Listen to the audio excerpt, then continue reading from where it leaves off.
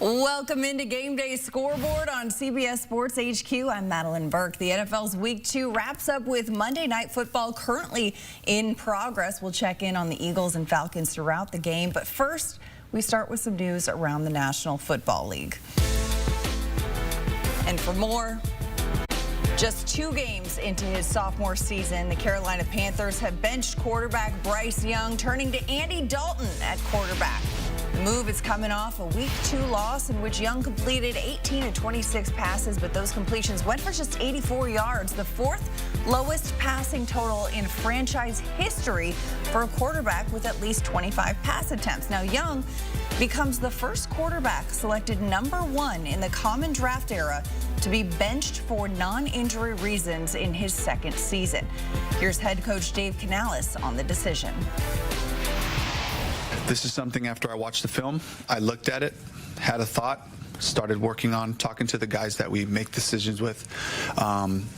Certainly a lot of parties involved there, and ultimately this comes on me, and my #1 responsibility is to help the Panthers win, and so this move, I believe, puts us in the best chance to do that this week.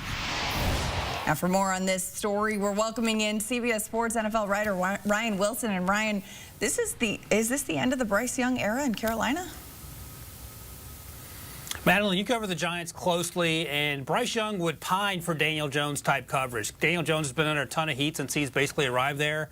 That is nothing compared to what we've seen from the last 18 games for Bryce Young. The first overall pick, started all last season, missed the 1 game with an ankle injury. And that 1 game that he missed, Andy Dalton came in and lit it up like he was the first-round pick. And we're back to square one with Andy Dalton now the starting quarterback. And it does feel like that this is curtains for Bryce Young. Is that an overreaction? Perhaps. But Dave Canales said Sunday after this game that you talked about being the worst of Bryce's career that Bryce was still QB1. And then after watching the tape, and I say that in quotation marks because I would imagine, not having any sources, but just speculating, that owner David Tepper probably had some say in this as well. He's been known to be impatient. He probably wanted to see something in the way of progress on the field because this has been incredibly hard to watch as a product, especially offensively. The team bolstered the offensive line through some free agent signings. They drafted some playmakers, traded for Deontay Johnson.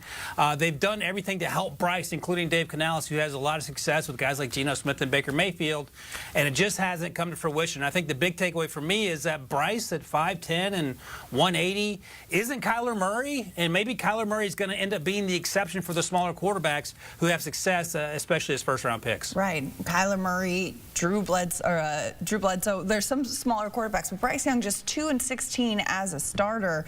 Not great for the #1 overall pick, but elsewhere in young quarterback news, Jaden Daniels, he's the only rookie quarterback to get a win in Week 2. You see Caleb Williams getting sacked quite a bit, 7 times. Bo Nix continuing to struggle. What stood out to you the most this week when looking at the rookie quarterbacks' performances? So, Madeline, each and every Tuesday, Rick Spielman and I on With First Pick on our draft podcast go back and look at all the rookie quarterbacks and how they play. And for the 2nd straight week, Jaden Daniels ends up being the best of the 3 quarterbacks you talked about there. I think Cliff Kingsbury, the offensive coordinator in Washington, has done a really good job. Get the ball out of Jaden's hands quickly, get him to his playmakers in space, quick game, screen game, and then when he has to run, let him run, and he's been able to do that. He pushed the ball down the field a few times, wasn't asked to do too much, hasn't turned the ball over. You see that there for the 2nd straight week, and that's been the takeaway in terms of his progress from 1 week to the next, and you continue to see him get better and better. Caleb, you talked about it. He took an absolute beating. There were no answers along the offensive line. He played well early on, and then once the game started speeding up, he sped up. And then Bo Nix against that Steelers defense, it felt like he had no chance. It's sort of curious to me why Sean Payton insists on throwing the ball. He threw it 42 times in Week 1, threw it over 30 times this week. They have to slow the game down for him. That means the running game has to be a lot better than it has been, and the defense needs to pick up the slack as well. Now, Ryan, you cover draft season very closely, and you remember receivers, a big storyline in the 2024 NFL Draft. Marvin Harrison Jr., Malik Nabers, Rome Odunze top in the draft boards.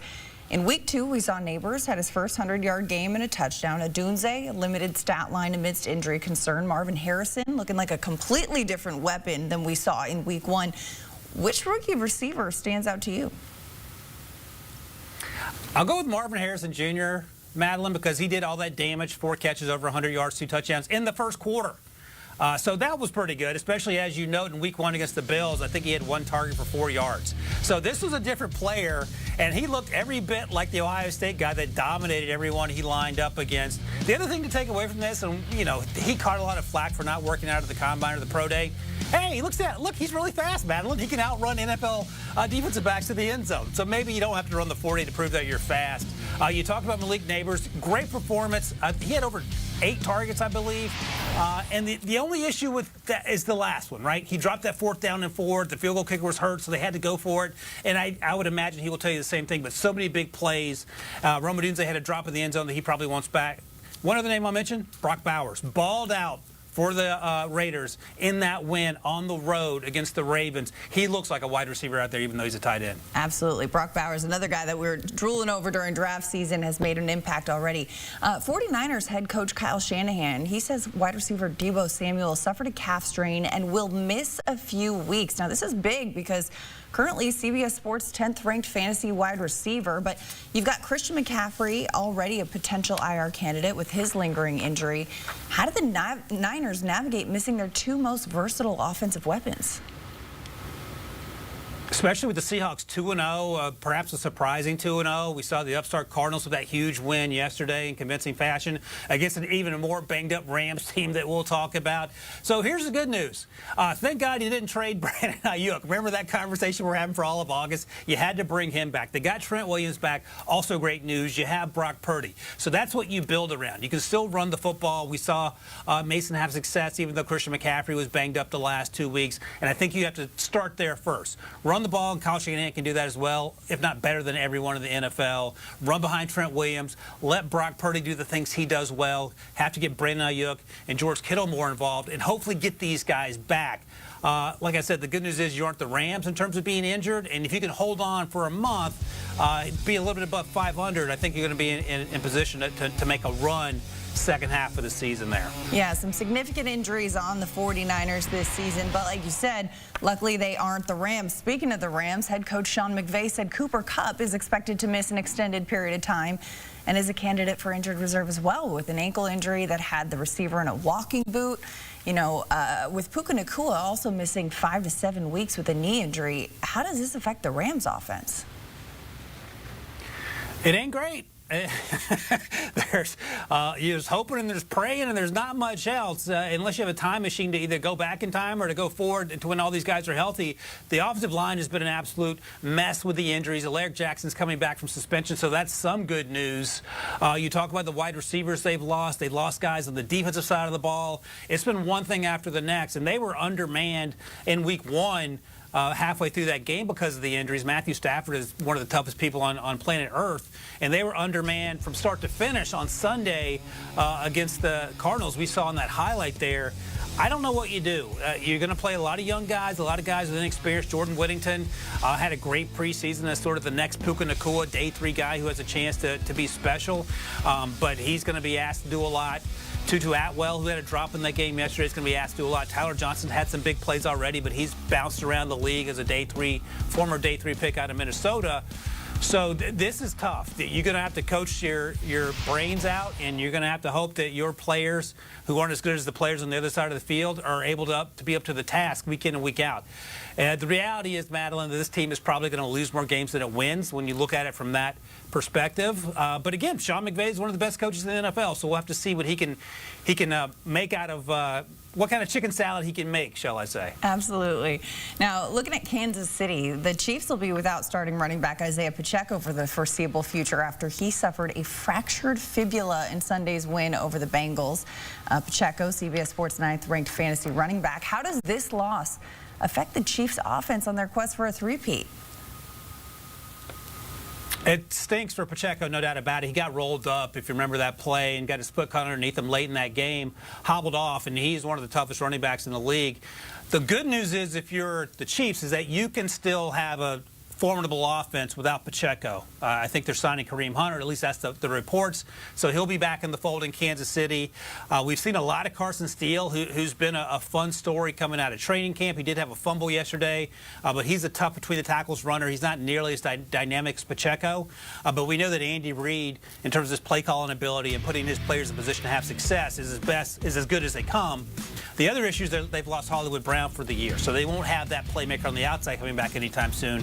But Xavier Worthy made some big plays in week 1. Rashee Rice is going to end up being one of the best wide receivers on the field by the time this is all said and done. He's gotten so much better each and every week since his rookie season a year ago. We know about Travis Kelce. The other thing to keep an eye on, Madeline, is the left tackle position. Their rookie left tackle, Kingsley Sumatea, the second-round pick, got benched because he had such a tough time with Trey Hendrickson yesterday. Wanya Morris came in. He struggled a little bit as well. So that's something else we're going to have to keep an eye on, because if you're not protecting Patrick Mahomes, it could end up being a long day. But I think this team, better than more so than the other teams we just talked about, the Chiefs, they should be okay. Yeah, so many games won and lost in the trenches. Ryan Wilson, thanks so much, as always, for the insight. CBS has 5 monster games on tap this Sunday. Caleb Williams looks to bounce back against Anthony Richardson and the Colts. Battle of the unbeatens between the Texans and the Vikings. We've got Jim Harbaugh looking to start his Chargers tenure 3-0 against the Steelers. And Tua's status up in the air for the Dolphins matchup against Seattle. Plus, Andy Dalton looking to get the Panthers in the win column. Watch live or stream on Paramount+. And tune into HQ for highlights and post-game reaction.